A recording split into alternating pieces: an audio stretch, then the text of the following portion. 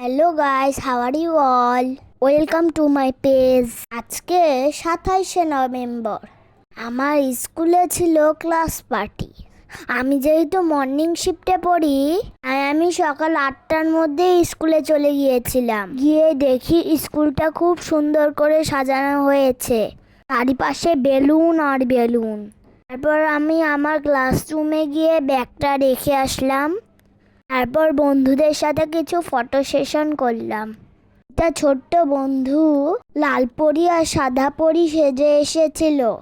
তারপরে আমরা ক্লাসরুমে আমাদের মিসদের সঙ্গে বন্ধুদের সঙ্গে অনেক ছবি তুললাম।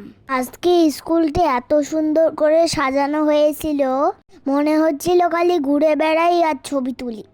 কিছুক্ষণ পর আমাদের অ্যাসেম্বলি শুরু হয়ে গেল। অ্যাসেম্বলি শেষ করে স্যার আমাদের কেকটা দেখালো, যেই কেকটা কাটা হবে।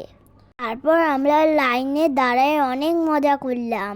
স্প্রে জড়ি এগুলা সব ছিটানো হলো আমাদের উপরে। আমরা তো বন্ধুরা মিলে খুবই আনন্দ করেছি। কি যে মজা লাগছিল, সব উড়িয়ে উড়িয়ে এসে আমাদের গায়ে পড়ছিল। এই যে এইটা হচ্ছে আমাদের ক্লাস পার্টির কেক। অ্যাসেম্বলি শেষ করে আমরা চলে গেলাম ক্লাসের ভিতরে।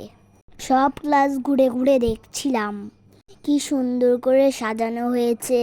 স্কুলের স্টুডেন্টরা যে যেটা বানিয়ে এনেছে সেটা ক্লাসের দেওয়ালে টাঙানো হয়েছে। যেটা বানিয়ে নিয়ে গিয়েছিলাম সেটা আমার ক্লাসে টাঙানো হয়েছে। এখানে আমরা মিস ও স্যারকে কিছু গিফট দিয়েছিলাম, আমাদের পক্ষ থেকে খুবই ছোট্ট একটা উপহার।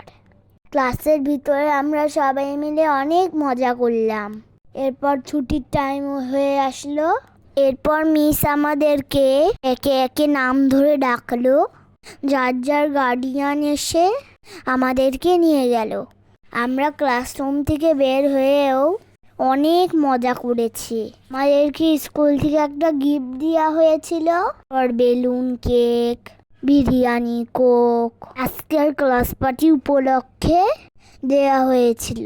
আসলে এই ছোট ছোট স্মৃতিগুলাই মনে থাকবে এক সময়। এরপরে অনেকে স্কুল চেঞ্জ করবে।